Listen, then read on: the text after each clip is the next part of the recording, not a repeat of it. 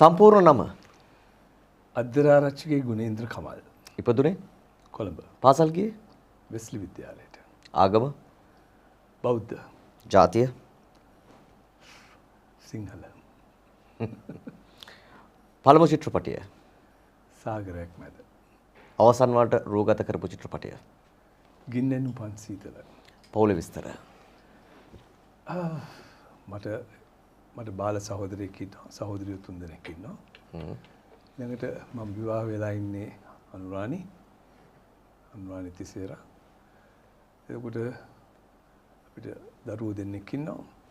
මගේ පියා නම් ජීවත් වෙන්නේ නැහැ මේකෙන්. අම්මා තාම ජීවත් වෙනවා. අපි ඉන්නේ කෝට්ටේ. ව්‍යාපාර ඔව් ව්‍යාපාරයකට සම්බන්ධයි. ඒක ටින් මාළු කර්මාන්තයට සම්බන්ධ ව්‍යාපාරයක්.